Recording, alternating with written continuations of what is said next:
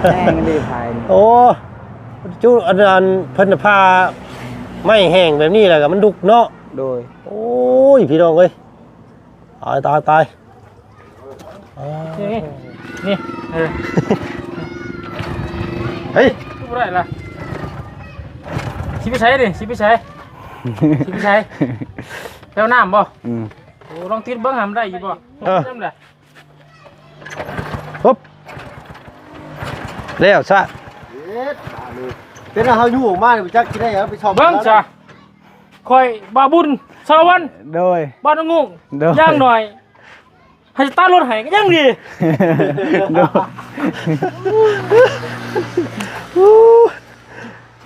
โอ้บาทเดียวเดี๋ยวส่งใหม่เลยพี่น้องยินอย่างดีเนาะอันนี้ก็เฉพาะนี่ก็300 กว่าบาท4สกายส่งกระบอกริมแดง10เป็นว่าโอ้ของไทยตัวนี้เนาะของไทยมาจากไทยถ้าสั่นขาดก้นบาทส่งเท่าไทยขาดเป้าอยู่เย็นสัมปตูอะไรอ่ะไปใส่เอาเนาะคือสิพอดีอยู่ว่าจันวัดเบิ่งแล้วเนาะน่าสิเป๊ะแล้วแหละพี่น้องเลยปกติจะใส่เบอร์เท่าไรบ่าวสาวเบอร์28อันนี้32ใหญ่ดีใส่สบายน้องเลยยังอยากน้อยอยู่ปุ๊บปั๊บโอ้เรากินข้าวโธ่โอ้ยเป๊ะเลยเป๊ะบ่บุญอีกเอายังบ่พอใส่เสื้อเกาะน้ำเนาะยังใหม่อยู่ได้นี่ยังบ่ได้แกะได้นี่เห็นบ่เต็มบาทนี่พี่น้องเอ้ยโอ้จอนแขนใหม่โอ้โตกินเต็มบาทนี่ใช่คนเล็กเสียผมขึ้นบาทนึงอยู่อ่ะคนเล็กกับบ่ปานเสียผมขึ้นบาทนึงอยู่อ่ะดูว่า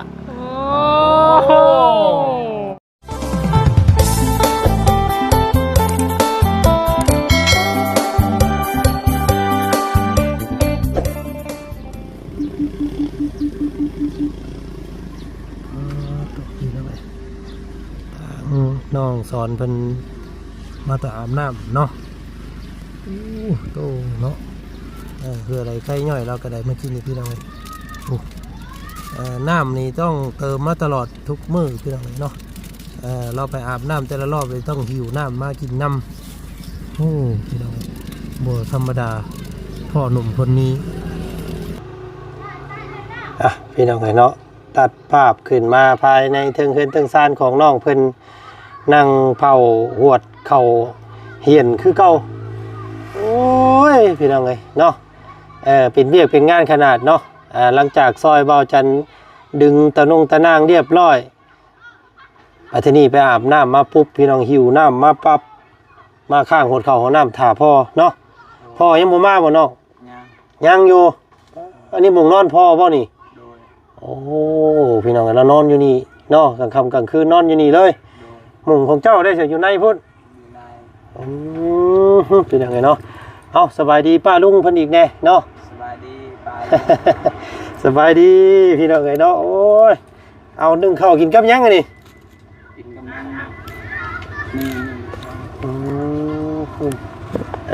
พี่น้องเอ้ยเอาอันเดียวอันระเบานิบอันไม่ใช่เจ้าในพี่น้องเอ้ยเนาะเสื้อตัวเก่าคือเก่าเนาะจักปีแล้วเสื้อตัวนี้เนาะ2 ปีนี่แล้ว2 ปีเลยพี่น้องเอ้ยเนาะไปดินไปหัวได้น้องเวลาไปดินแช่ดินเช้านั่นบ่มีเสือตัวใหม่อยู่บ่มีจักโตเสือเจ้าทั้งเบิดเลยเสือ2 โตกับทรง2 โตเปลี่ยนสลับปรับเปลี่ยนกันนี่แหละเนาะตัวนี้เป็นชุดเฮ็ดเวียกเนาะโดยพี่น้องเอ้ยชุดใหม่ชุดของเรานี่ก็จักสิซ้ำได้แล้วพี่น้องเอ้ยเนาะยังบ่ได้เห็นน้องเพิ่นใส่จักเทื่อตั้งแต่มา2 รอบเลยเห็นแต่น้องเพิ่นใส่ชุดตัวนี้พี่น้องเอ้ยเนาะเอากะว่าตัวพี่น้องเอ้ย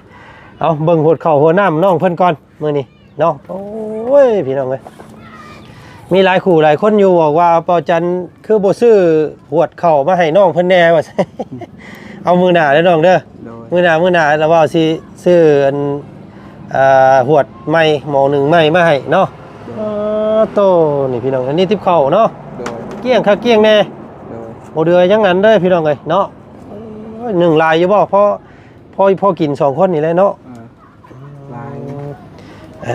พี่น้องเอ้ยเนาะเห็น เจ้ายุกกินน้ำอันนี้บ่อันขวดน้ำเจ้าบ่นี่ โดย ป้าน้ำเต้าได้พี่น้องไงน้ำเต้าปรุง คักเด้นี่พี่น้องเอ้ยเนาะยุกกินอยู่นี่เลยมันเย็นเนาะ โดย มันเย็นมาสัญชาติพี่น้องไงไปให้เพื่อนข้างแต่ล้นเติบหรือว่าน้อง โดย ยังบ่ทันชุกที่เนาะ โดย ยังบ่ทันชุกเลยรอก่อนจ้ะพี่น้องเอ้ยมาเบิ่งพาเลาะเบิ่งอยู่หันมุงรับมุงนอนเจ้าเนี่ยพี่น้องเอ้ยเนาะ โดย ตัวอันนี้เขายังเท่านี้บ่น้อง โดยนี่กับอยู่นี่ อันนี้เขาเปลือกบ่ โดย 2 4 5เขาที่ตอนอายให้เงินซื้อตอนนั้นให้น้ำนี่ก็ซื้อเขานี่ อ๋อตั้งแต่ตอนที่เฮ็ดเฮือนตะกี้พุ่นเนาะ โดย เพิ่นซื้อข้าวไว้ โดย ไว้กินยำพลเนาะ โดย เพื่อสิได้เข้าอีกบ่แม่นง่ายเด้นี่พี่น้องเอ้ยโต กับเขาตัวนี้ มียัง มาเบิ่งมาสำรวจเบิ่งกันว่ามุงรับมุงนอนผู้บ่าวเพิ่นก่อนพี่น้องเอ้ยเนาะ โดย หนูกินบ่แล้วนี่ก็ได้โตแต่ว่าสะอาดสะอ้างแล้วบ่นอนเราก็ได้พี่น้องเอ้ยนอนแบบบ่ต้องมีหยังมากมายเลย อันฮูบนะขอโทษนะน้องฮูบไผสั่น ทุกค่อย โอ้ฮูบเอ้ย โดย แม่มีบ่แม่ แม่ตายแล้ว แม่บ่ได้มีบ่แบบนี้ บ่มี โอ้พี่น้องเอ้ยเนาะเอานี่หมุงรับหมุงนอนใบรุ่นเพิ่นพี่น้องเอ้ยเนาะบ่มีหยังเลยบ่โทรทัศน์หยังก็บ่ได้มี บ่มีมีแต่ไผทรายที่เจ้าชื่อให้มื้อนั้นนะแสงตะเวน มีแต่ตัวเดียวนี่พอได้เบิ่งกลางคืน โดย ตพี่น้องเอ้ยเนาะโทรศัพท์ก็บ่มีบ่เจ้า บ่มี กลางคืนก็ยังมามันบ่เงาบ่ซะน้องพัดสิเฮ็ดได้อยู่อันนี้ เงาว่าเช่นได้เฮามี โทรศัพท์ก็บ่เคยมีเลยบ่หรือว่าเคยมีอยู่มันเพมันหยัง มีคือกันแต่กี้อันนึงหันมันเพแล้วดนเติบแล้วใส่โทรศัพท์รุ่นเก่าตะกี้300,000ซื้อ อันนี้มันก็ตกมากับค่ำกับคืนมากก็มีแต่นอนเลยนี่เนาะ นอน บ่ได้ดินหยังเลยแล้วนี่พี่น้องบอกโอ้ยเนาะ โดย อันนี้มุงนอนแล้วนี่พี่น้องเอ้ยเนาะเสื้อก็บ่มีสาดกันเดียวเอาผ้าปูเอาซื้อพี่น้องไอ้หมอนก็หน่วยนึง สัตว์นี่ก็สัตว์แต่เฮือนเจ้าหั่นมีเฮือนนั่นหา ซื้อมาให้อันน้องอ่อนไปเลย โดย เพิ่นแบ่งมาให้อันนึง โดย มุ้งก็ดังเดียวพี่น้องเอ้ยเนาะยามหนาวก็หนาวบ่เว้าแล้วนี่เนาะยามร้อนแบบนี้พอใครแน่พัดลมก็บ่มีเนาะ มี โอ้เบิ่งอันนี้ใครได้บ่ ได้ ได้ปึ๊บนี่เนาะเลยเอาเนาะใครทว่าเฮือนเราใกล้ทางพอได้ฟังเสียงกันว่ารถล่างแล่นบ่แก้เงาซั่นซะพี่น้องเอ้ยเนาะ ยามค่ำยามคืนไฟก็บ่มีแต่ไฟแสงแดดซื่อๆพี่น้องเอ้ยเนาะไฟฟ้าบ่มีพัดลมก็บ่มีสรุปแล้วบ่มีหยังเลยเฮือนเนาะ โดย มีแต่มุงนอนพอได้นอนรับนี่พ่อว่าซั่นซะตัวอันนี้เป็นเฮือนของแม่อันพ่อปู่แม่ย่าของน้องอ่อนเพิ่นพี่น้องเอ้ยเนาะตัวไปใส่ไปเบิ่งช่วยข้าวช่วยน้ำก่อนจังสิมีแนวมอบให้เจ้ามื้อนี้พี่น้องเอ้ยเนาะ โดย ทางแม่ใจดีจากทางผู้ใหญ่ฝรั่งเศสเนาะมอบหมายทางว่าจันซื้อเอาอันบ่เบิ่งหดเข่ากันบ่ยันบ่หดเข่าเจ้าไผใหม่เนาะ เนาะ เบิ่งอยู่หั่นช่วยเข่าก่อนก็ได้จังลงไปยังอยู่เนาะ โดย เดี๋ยวน้องสอนสื่อเพิ่นเนาะยังบ่ทันมีลูกมีเมียพี่น้องเอ้ยเนาะก็มาเบิ่งหมกรับหมกนอนเล่าก็ถือว่าปอโตเนาะสุดๆเลยพี่น้องเอ้ยเนาะบ่มีหยังเลยนอนกลางคืนนี่ก็แบบว่าอยู่ได้นะพี่น้องเอ้ยเนาะมันบ่มีได้เฮ็ดได้ซั่นเนาะก็คือบ่าวจันนี่ครับบ่มีโทรศัพท์ดินนี่บ่ได้แล้วพี่น้องเอ้ยนอนบ่หลับแหละเนาะ โดยบางเทื่อก็ไปเบิ่งน้ำมูบัดแล้วเบิ่งกับเมื่อนอนเบิ่งน้ำมูซื่อ ไปดินน้ำมูเบิ่งน้ำมูแหละฮอดเวลานอนน่ะมานอนเนาะส่วนหลายเจ้าไปดินอยู่เฮือนไผเนาะ อยู่เพื่อนทางพุ่น อยู่อันนึงห้านค้าอยู่เทิงพุ่นบ่ โดย โอ้หมู่หลายอยู่หั่นเนาะโตพี่น้องเอ้ยไฟลวกปวดเข้าแล้วเนาะ แห้งดีภาย โอ้จุอันเพิ่นพา ไม่แห้งแบบนี้แหละก็มันดุกเนาะ โดย โอ้ยพี่น้องเอ้ยตายโธ่ระวังเด้อเฮ้ยเฮ้ยสิยังก่อนออก โอ้โห ฟอโธ่ไผลึกมากก้นแห่มานี่พี่น้องเอ้ยเนาะโอ้ยเรากำลังใช้สมาธิอันหดเข่าแล้วอยู่ สร้างเฮ็ดกันแท้ดิโอ้ตกใจเบิดเมื่อกี้นี่พี่น้องเอ้ยใส่บ่มีไผเด้น้องสอนเลยโอ้เจ้ามีศัตรูไปจักอันนี้พี่น้องเอ้ยเนาะ โดย โอ้ก้อนหินบักใหญ่หนึงปาโธเอามันยังบ่สุกก็ออกมาพี่กันก็ได้น้องเนาะให้พวดเข่าเพิ่นเป่าไปหั่นแล้วก่อนเนาะไปเอาลงมาตรุมตารางก่อนพอดีมีรางวัลให้มีรางวัลมื้อนี้เจ้าซอยอันนั้นซอยครึ่งหัวให้น้องอ่อนเพิ่น โดย ใช่โอ้ยสุเจ้านี่บ่เมื่อกี้นี่เนาะลึกเงินโอ้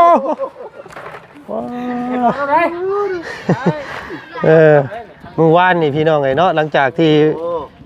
ทางน้องสอนเพิ่นพาพวกเฮาขี่เนาะหลายคู่หลายคนก็ว่าตัวหัวสันเนาะกล้าได้น้องก็หัวสันเนาะจันตกเลยหัวสันเอาติดบ้างลองบัดเลย เฮ้ย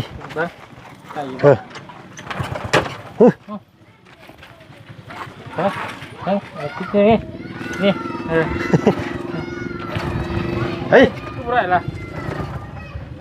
ชิบิชัยดิชิบิชัยแปลวน้ำบ่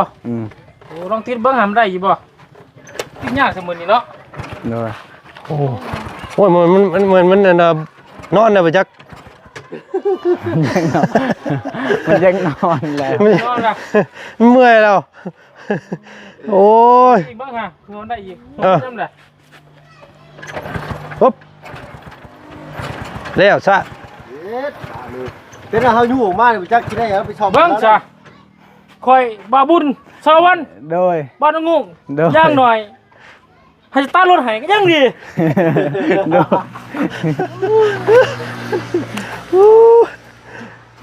โอ้บาทเดียวแน่นอนนี่รักเลย อยู่พูดอยู่พูด โอ้ยพ่อหล่นเคยได้เลยเห็นก้อนพอแล้ว เพลงเด้อเนาะ โอ้โม่กงเตอร์บางเนี่ยกงเตอร์ใหญ่ เติมใหญ่ตู้ อะไรโอ้ยขึ้นเฉยเนาะ เดี๋ยวรถมันเพได้หันโอ้ขึ้นไหน รถ โมยูแดงเอาเลย โมยูได้ทำนี่เอาขึ้นจอดให้เราคือเก่าโย่ น้ำแก้เครื่องยังไม่ได้แห้ง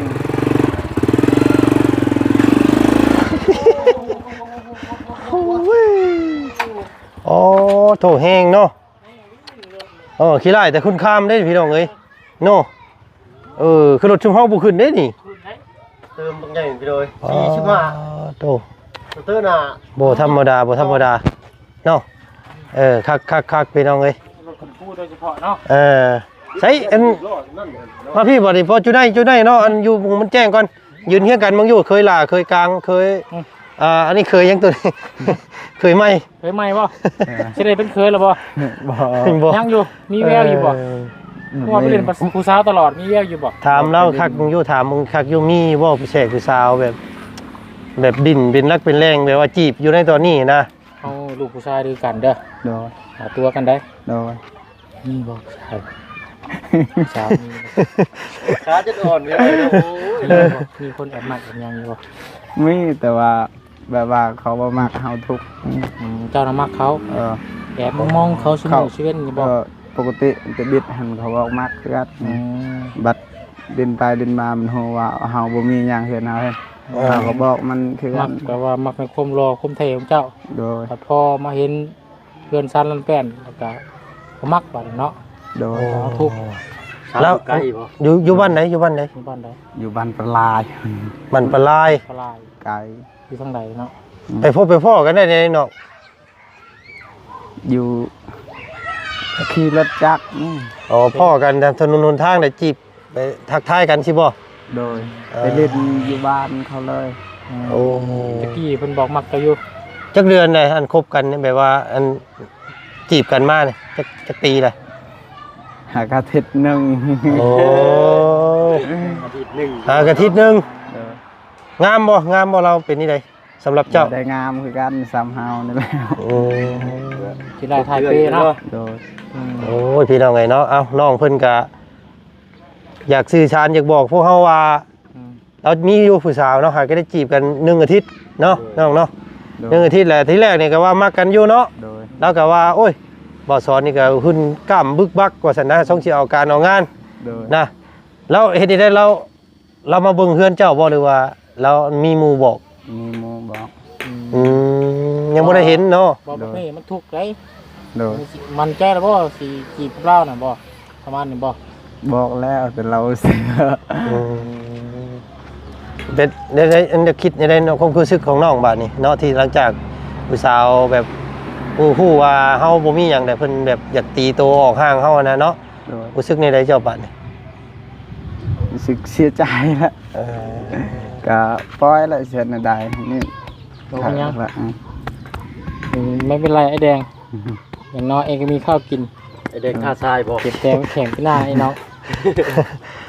น้องซีเรียสได้เว้ยเว้าดินไร ยังนั่นบ่เป็นหยังดอกเนาะ จักปี บ่ให้กระยาเด้อบ่ให้กระยา วะอันทางบ่าวซ้อนอายุจักปีเลยจ้ะ ได้แล้ว1818บ่ 8 ปี 18 17 โอ้ยังหนมอยู่ยังน้อยอยู่เนาะ แต่ว่าเฮ็ดเวียกตลอดแบบคือผู้ใหญ่ เราโตเราใหญ่ได้ใหญ่กว่าบ่พึ่งอีกเลย 18 ปีแต่ว่าหุ่นร่างกายเรากำบักเนาะแบบผิวเข้มแบบสไตล์แบบโอ้ยเนาะชาวต่างชาติเพิ่นมักเด้แบบนี้แม่นบ่พี่น้องเนาะแม่นบ่ สีแทน ถ้าแม่นคอมเมนต์มาบอกอีกเด้อเนาะถ้าผู้ใดว่าน้องสอนเพิ่นเท่รอเนาะ โอ้เรากินขาดแล้วได้3หนุ่มคนนี้ แม่นกินขาดเบิด มี FC บอกเขาอยู่ฝากถามน้องซ้อนแน่ว่าซั่นสิมาอยู่ไทยนำแม่บ่ว่าซั่นแม่สิหับเรียกว่าซั่น โอ้ อันนี้อลีได้พี่น้องเลย ไปอยู่บ่น้องอยากไปลองบ่ฟังไทยเคยไปบ่ ยานบ่เคยไป ญาติเนาะ บ่เคยไปจักเทื่ แม่ อ เพิ่นว่าแม่หับประกันสิเลี้ยงดูน้องเพิ่นอย่างเต็มที่ แต่เวียกงานการสร้างนี่มีให้เฮ็ดตลอด อืม เงินเดือนนี่บ่ต่ำกว่า 10,000 บาทแล้วอะ ก็ประมาณ6 ล้าน เนาะ กี่แต่นี่จะลองถามน้องเพิ่นเนาะ โดย แต่น้องก็สิบ่กล้าป้าพออีก เห็นพอเราก็เฒ่าแล้วพี่น้องมีแต่เล่านี่แหละเนาะ บ่คันได้เงินเฮ็ดเวียกเฮ็ดงานมีแต่ส่งเงินให้เขา ส่วนนึงนี่พอได้กินแล้ว โดย โอ้ ให้มันอยู่ซื้อแต่ข้าวกินให้มัน เออ พอยจะใช้เวียกอยู่แต่ว่าบ่มีบ่อนเฮ็ด เขาได้แต่ขึ้นกล้วยเนาะทิศนึงเทื่อนึง โดย ถ้ามีอยู่แถวสวรรค์เฮียงตัวเมืองใหญ่ๆเพิ่นจะไปอยู่เนาะ บ่เคยไปอยู่พุ่น อยากไปอยู่บ่ อยากแต่บ่เคยไป ข้าวเฮ็ดหน้าอยู่บ้านครับ เนาะพี่น้องเอ้ยดึกเนาะชมสิไถนาเก่งครับ ไถนาเป็นบ่ เฮ็ดนา ไทยตึกๆเป็นบ่รถไถ ใช้ใส่รถ บ่ ไถ เค เป็น ย ดำเด้ ดำเป็น เกี่ยวเด้ เกี่ยวกับเป็นนะ แต่ว่าไทยหน้าบ่เป็น เพิ่นบ่มีไหนาเด้เพิ่นมีแต่อยู่ภูอยู่หยังเนาะ แต่ว่าบ่ยากสอนแป๊บเดียวเขาไทย กระเดียวนี่เป็นรถนี่พี่น้องเอ้ยเนาะ โอ้ยเราจับมาเดียวกับ การ อยู่แล้ว ตัวเย็นแต่รถหมุนก่อนเท่านั้นแหละ มันบ่ได้ใจจับปีนตัวเลยเนาะ โอ้ยเอาพี่น้องไงเนาะเรื่องความฮักเนาะน้องกะสู้ๆแล้วน้องเอ้ยเนาะเฮากะถ้าเพิ่นเฮาบ่ได้กะบ่เป็นหยังเนาะ อยู่แบบนี้แหละ อืม ใจเขาก็อยู่แบบนี้แหละเสร็จนั่นแหละ เอาความดีสู่เอาความขยันสู่เอาเนาะ แม่ คือวันเป็นของแม่เป็นเฮานี่แหละ โดย สักมื้อสักวันน้องต้องมีแหละคนที่รับเฮาได้เนาะ โดย ต้องมีแสดงว่าน้องผู้ที่เจ้าจีบอยู่นี้รับบ่ได้แล้วเนาะ โดย ในฐานะที่น้องเพิ่นเป็นแบบนี้นะบ่มีหยังเลยขึ้นไปเมื่อกี้นี่ก็ตกใจวัดว่าจันก็ได้ไปเห็นมุงนอนแล้วนะกับมุงหมอนน้อยหนึงผ้าห่มไปแปรมุงก็ขาดๆพี่น้องเอ้ยบ่มีหยังเลยเนาะมีแต่เท่านั้นแบบนอนง่ายอยู่ง่ายดี แต่ว่ามีไฟสลัดชิว ให้หมอบยักษ์ให้หมอบ ให้หมอแล้วนี่เบิ่งคักแล้วนี่โอ้ย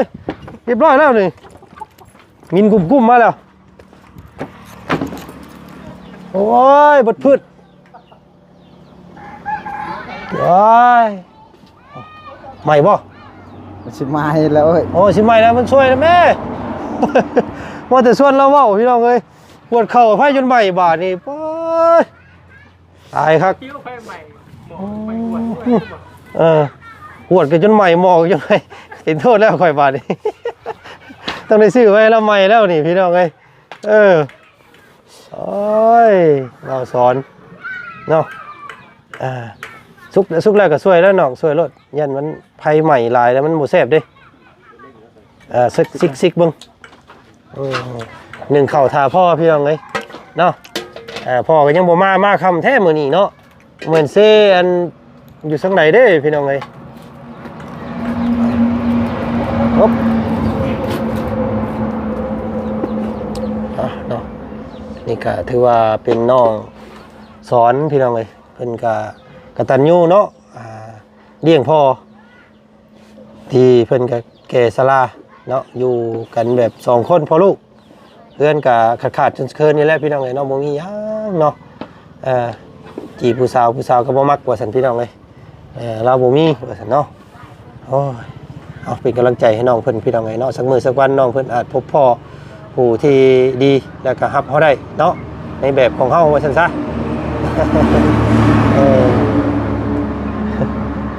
โหดขาดเลยพี่น้องเลยเนาะเอาเดี๋ยวมื้อหน้าแล้วเราบอกซื้อมาให้ใหม่เด้อ โดย สวยสักวันมื้อนี้เกือบบ่ทันพี่น้องเลยให้เกือบใหม่เหมาะ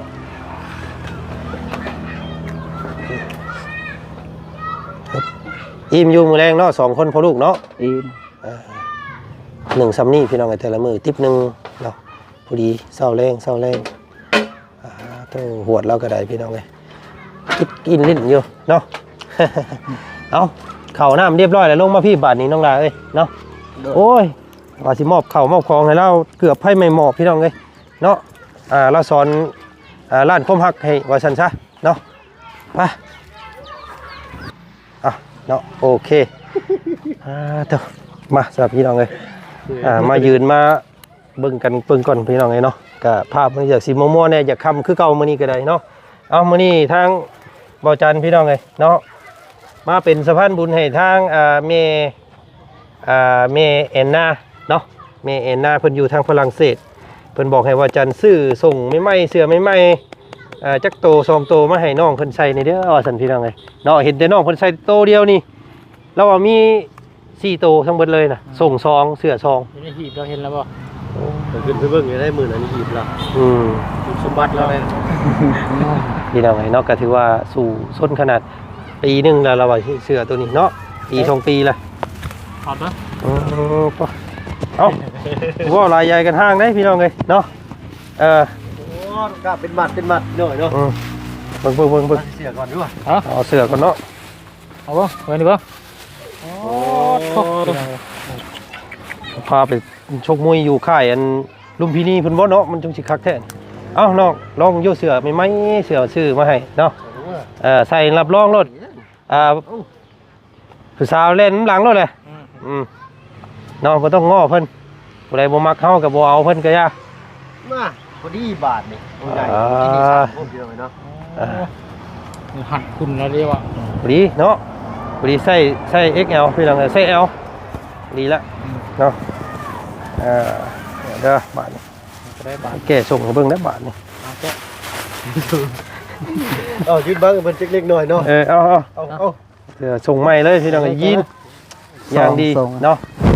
อันนี้ก็เฉพาะนี่ก็300กว่าบาท4สกาย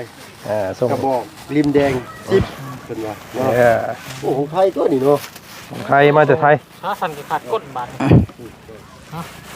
ส่งเท่าไหร่ขาดเป้าอยู่เย็นสัมปตัวเรียกเอาเนาะคือสิพอดีอยู่ว่าจันวัดเบิ่งแล้วเนาะน่าสิเป๊ะแล้วแหละพี่น้องเอ้ยปกติจะใส่เบอร์เท่าใดบ่าวสอนเบอร์28อันนี้32ใหญ่ดีใส่สบายน้องเอ้ยยังอยากน้อยอยู่ปุ๊บครับโอ้ต้องกินข้าวโธ่โอ้ยเป๊ะเลยเป๊ะถ้าหมอ28นี่มันใส่บ่ได้รถเจ้าเปี้ยค่อยใส่28นี่29นี่ระวังได้มันหนีบไข่ได้ดึงขึ้นทัน โอ้ พอดีเนาะ พอดี พอดีเอาเลยพูดขึ้นพูดชิปก่อนพูดชิปให้เรียบร้อยก่อนลองหาแนวเจาะกระดุมเอาเองเด้อบ้าพี่น้องเป็นยังไงเนาะคืออยู่บ่เบิ่งโยหันยืนเบิ่งโยมันอยากไกลนิดนึงพี่น้องลุง พี่น้อยเนาะ กินขาด คือ เนาะเบาเพิ่งเบาอันนี้กินชิดชายเลยพี่น้องเอ้ย ตกกระบองตกคุ้มแท้ ต้อง ดี เห็นแบบสิบ่ สุกมวยปูผมก็กระปั้นเราพี่น้องบักไงหนึ่งกระปั้นเขาเด้อปู เนาะ ไงก็มือบาบุญดี เอายังบ่พอใส่เสื้อเกาะน้ำเนาะยังใหม่อยู่ได้นี่ยังบ่ได้แกะได้นี่เห็นบ่เต็มบาทนี่พี่น้องเอ้ยโอ้จอนแค้นใหม่คักแน่เนาะ เอาอยู่ในหุ้นเด้มากี่นี่ นักอยู่บ่นี่ มา เนาะ พอดีบาท โอเคอยู่เนาะน้องเนาะไอ้ถือว่ากะฮู้จักแฟชั่นวัยรุ่นอยู่พี่น้องไอ้เนาะก็อยากเห็นลูกน้องแบบนี่ลองเบิ่งเสื้อใหม่ส่งใหม่ลองเบิ่งเนาะ มุนๆมัน โธ่ เนาะ ธรรมดา โอ้เนาะมีแว่นตาใส่อีกนิดนึงเห็นว้าวได้นี่พี่น้องเอ้ยเอาอันนี้ของตู้พ่อเด้อนี่ โดย เนาะตู้พ่อยังบ่มาพี่น้องเอ้ยบ่เห็นมื้อนี้เนาะก็เลยซื้อมาให้ตู้พ่อตัวนึงเสื้อนี่เอาจับมึงอยู่จับพื้นมึงอยู่เสื้อพ่อเจ้าแล้วก็ส่งให้ตั้งตู้พ่อเพิ่นใส่ง่ายเนาะใส่แบบสบายผู้เฒ่าอ๋อโตกินเต็มบาทนี่ ใช่ คนเล็ก เสียผมขึ้นบาทหนึ่งอยู่อ่ะ คนเล็กกับบ่ปาน เสียผมขึ้นบาทหนึ่งอยู่อ่ะถือว่า โอ้ เดี๋ยวไปย่างแถวทางได้สาวเรียนน้ำลังได้ เนาะเอาส่งพ่อเจ้าส่งตัวเด้อน้องหลาเด้อกับเสือตัวนึงเอาไว้ให้ตู้พ่อให้เราใส่ได้มื้ออื่นเด้อตัวนี้ โดย เนาะเอาวันถ่ายรูปให้เบิ่งอยู่จักบาทเนาะถ่ายคู่กับน้องเพิ่นนะพี่น้องเอ้ยเนาะ ใช่ เอาแนมกล้องผู้แนมเฮ็ดนี่ได้ก็ได้เฮ็ดแบบว่าตัวเองรอที่สุดน้องเอ้ยเอา1 2สุดยอดเนาะโอ้อันนี้สุดกีฬาเด้อน้องเด้อแต่ว่าบ่ให้น้องเพิ่นเปลี่ยนดอกมันยันมันกินเวลาหลายโพดเนาะยันไว้ว่าเจ้าไปเตะตะกอโอ้จ้ะ สุดกีฬาป่าอย่างดีเลย นี่เนาะอาร์เซนอล ยาวสับเลยเนาะ เฮงคักเข้าวัน ค่ายสแคปจักบาทนึงนี่ เอา ทานคนร้อนเลย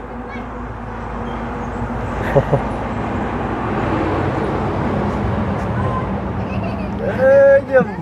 โอเคเอาอันนี้ก็คือสิพอดีเจ้าอยู่น้องเนาะได้อยู่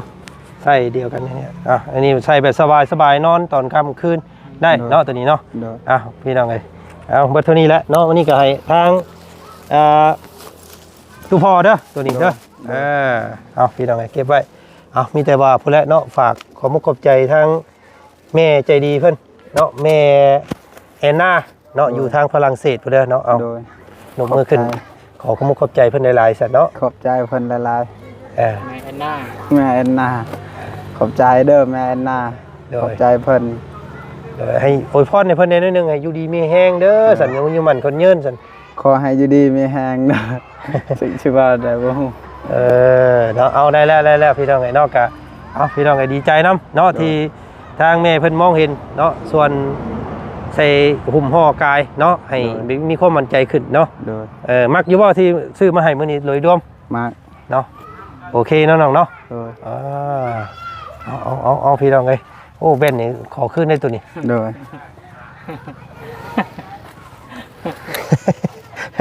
เอาเนาะว่าลายยังทางบ่บุญเพิ่นก็สิไปเวียกไปงานต่ออยู่พี่น้องเอ้ยเนาะพบพ่อกันใหม่อีกคลิปหน้าแล้วกันเนาะถ้าเห็นคลิปนี้มีสาระได้น่าฮู้หรือว่าอยากสนับสนุนเนาะน้องเพิ่นอีกอยากซอยน้องเพิ่นแบบใดก็ติดต่อมาหาพวกเฮาได้ทั้ง3คนสะดวกช่องทางใดก็ติดต่อมาได้ทุกช่องทางเลยพี่น้องเอ้ยเนาะสำหรับมื้อนี้ทางพวกเฮาลาก่อนเนาะมื้อนี้เนาะ โดย เกือบเข้าหดเข้าไหม้กินอีกพี่น้องเอ้ยเกือบไฟไหม้หม้อแล้วเนาะจังใดกะพอกันอีกมื้อหน้าเนาะ โดย มื้อนี้ไปพี่น้องลาก่อนสบายดี สบายดี เนาะเอาบ่ให้เว้าเด้อบัดนี้เด้อโดยตลอดเลยเนาะ โดย พี่น้องเอ้ยโอ้เข้มจึกบันพี่น้องเอ้ยเนาะ โดย ใส่เมื่อกี้นี่คือเห็นไผพี่น้องเอ้ยคือเห็น คือนักห้องนะอหยังก็ วีบ่ แม่นบ่ว่าวีเนาะมันก็บ่อยากปานใดว่าวี คือ มุนแคนแก่นคูณว้า แม่นคือพี่เด้อบ่ได้พี่น้องเอ้ย เบิ่งๆให้ใช้แว่นตาก่อนนิดนึง พี่น่ะนะ โอ้ ทางห้องยุค90นะ เดี๋ยวแนมบางเพิ่นแนมหินเหล็กไผบ่บ่แม่น บ่แม่นคือพี่มือขวานะ เดี๋ยวก็ เติมน้ำมันนะ อยากเติมน้ำมันเอาเบิ่งได้พี่น้องไงเนาะคือกันว่าเอามาเบิ่งใกล้ๆนิดนึงเนาะเพิ่นคือผู้ใดอยากคล้ายๆอยู่แต่ว่าคิดบ่ออกเนาะ เป็นห้องเพลงเติมน้ำมันนะพี่น้องเนาะ เพลงหยังเติมน้ำมันมันห้องนี่ได้ ยังนอ บ่มีเงินเติมน้ำมันนะบ่ แม่น้องแม่นมือขวานะสายยาเพิ่นนะพี่น้องให้พี่น้องคอมเมนต์มาบอกก็ได้ผมลืมแหละ มือครัว ยุค90เด้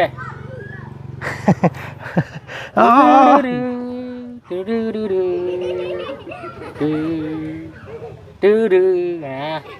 คนห้องเพลงในหาดทรายดอก ตายครับบาดนี้เนาะคือเห็นอยู่ใส่แว่นนี่ มือขวานะห้องมือขวาอย่างเดียวนะ ไป ผมแม่น ไปลงนรกจะเติดทีรัก ผมแม่น บ่แม่นบ่ มีลืมไป อืม พี่ยัง เซนนากา ผมแม่นเดี๋ยวแป๊บนึงเดี๋ยวเชิดเบิกคนข้าใจ ว่ามื้อหน้าก็ได้ครับมื้อหน้าไปพี่น้องกันมื้อหน้าก่อนเนาะมื้อนี้พอเท่านี้ก่อนพี่น้องกันบ๊ายบายสบายดีเนาะ สบายดี บ่มีเงินเติมน้ำมันโอ้เนาะตายครับบาทนี่พี่น้องเอ้ย